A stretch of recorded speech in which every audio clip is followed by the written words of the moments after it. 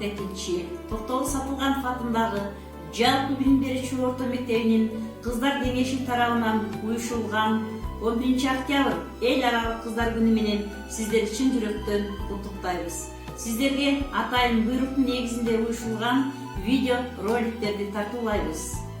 Номер 42 Токтогул Сатылганов атындагы жалпы билим берүүчү орто мектептин 9 классынын окуучусу Умунбекова Айназир.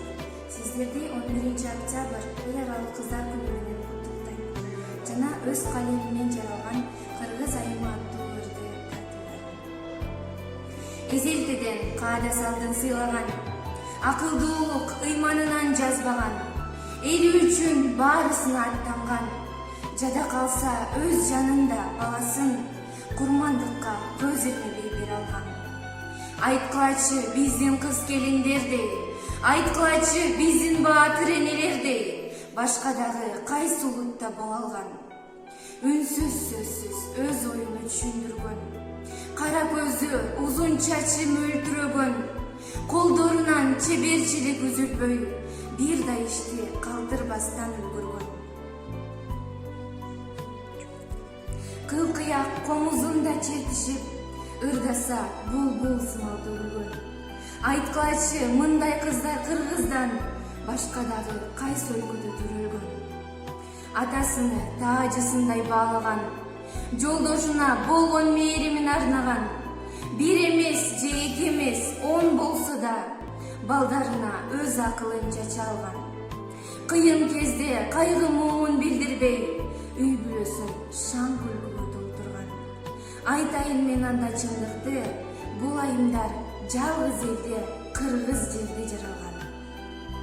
Көңүл бурганыңыздар үчүн чоң рахмат. Саламатсыздарбы? Мен Умунбекова Мижим.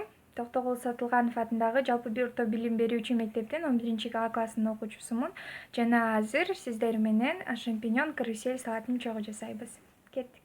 Бизге керектелүүчү продукция бул 200 грамм колбаса, 80 грамм каттуу сыр жана 200 грамм жумуртка, 1 штук пияз, 200 грамм помидор жана 200 грамм шампиньон козуларыны жана 2 кашык майонез. Бирок мен көпчүлүк адамга жасап жаткандыктан мен буну 2-ге көбөйтүп алдым.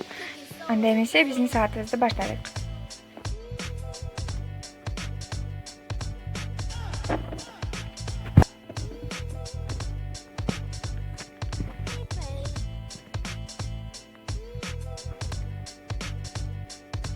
Эмесе саатыбыздын аягына чыгып калдык. Бардыгын соломка кылып туурап, сырды кыргычтан өткөрүп, азыркы кезде козугарын менен пиязды кууруп 3 минутта кууруп алабыз. Козугарын менен пиязды кууруп алып коштум. Эң акыркы этап майонезди кошуп аралаштырып койсок болот. Эмесе аягына да чыктык, тамагыңыз да татуу болсун.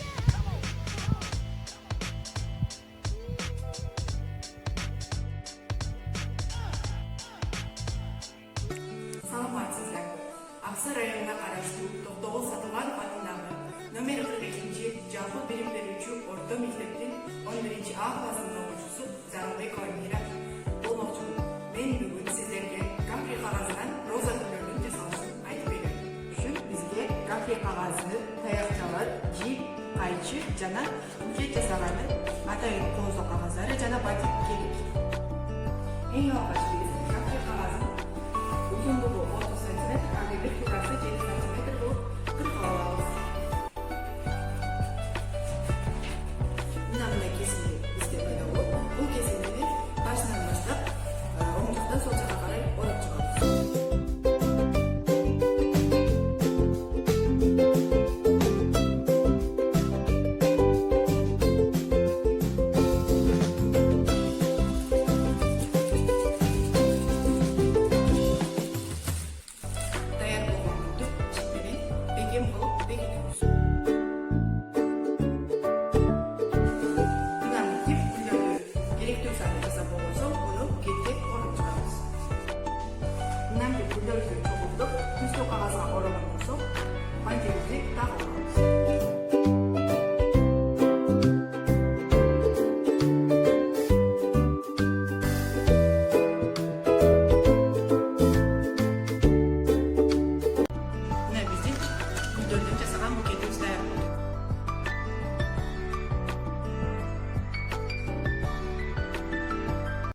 Саламатсыздарбы? Мен номер 42 Токтогул Сатылганов атындагы жалпы орто билим берүүчү мектебинин 11 класстын окуучусу Кыргызбаева Камила. Мен сиздерге бүгүн медовик тортунун кандай жасалышын жана ага эмнелер кошулушун көрсөтүп жасап беремин. Анда эмесе тортубузга сливочный май 90 грамм, кум шекер 200 грамм, бал 100 грамм. Биз аны кошкондон кийин эритип алабыз. Биз буну эриткенден кийин көрүнүшү ушундай болот. Эритип алгандан кийин 1,5 чай кашык сода салабыз. Аны аралаштырып, бир аз мүнөткө тындырып коебуз. Аны тындыргандан соң анын көрүнүшү ушундай болуп чыгат.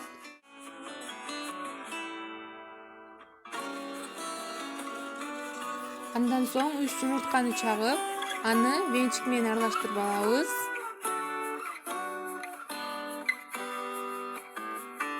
Тындырып койгон корждун камырына кошобуз.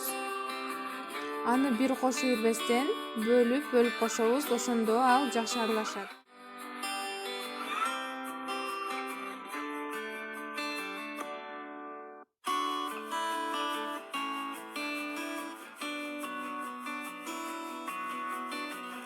Бир идишке куюп алып, ага 450 грамм un кошобуз.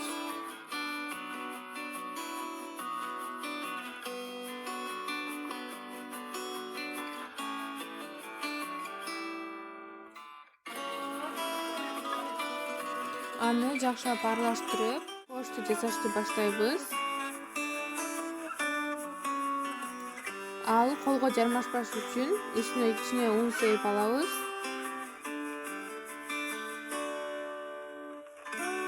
Корж даяр болгон соң аны форма менен кесип алабыз.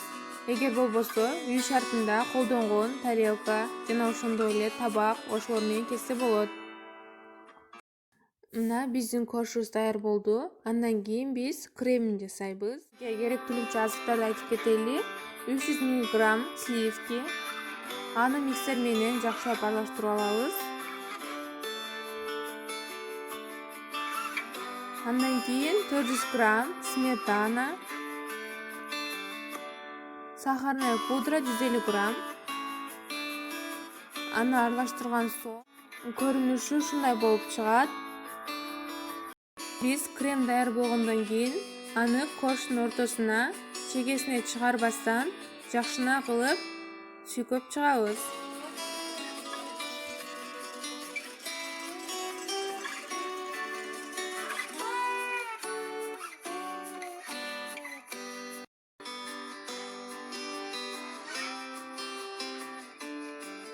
Андан кийин корждон калган күкүмдөрдү торттун үстүнө сеип чыгабыз.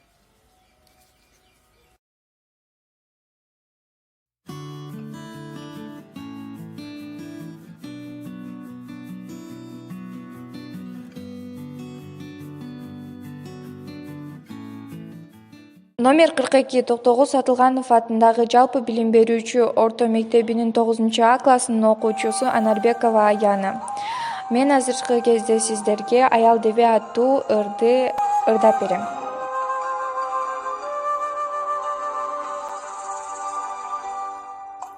Жашоо жарык сен бар үчүн аялза.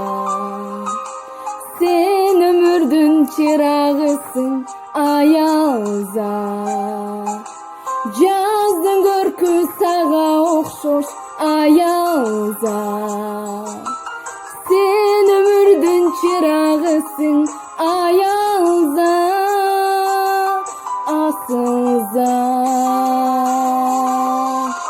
Жашоо сенсиң аялза.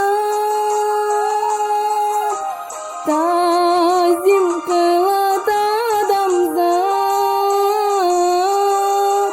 Жашоодогу жакшылык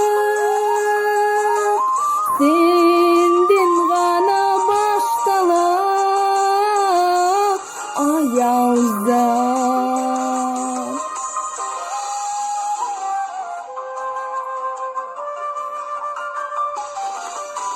Бары сенден бакыт табат аялза.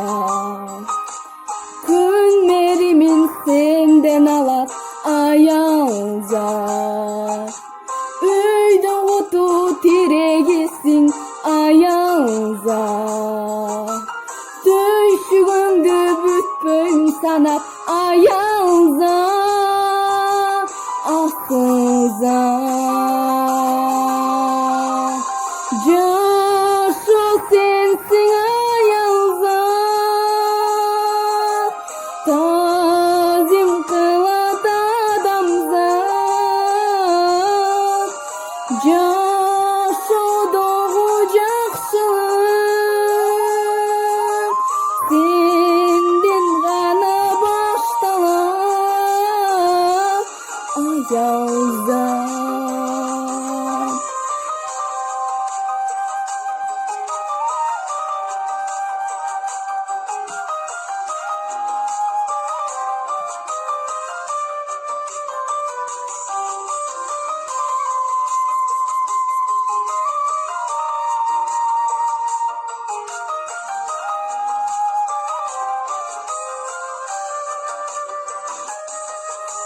жашоо жарык сен бар үчүн аялза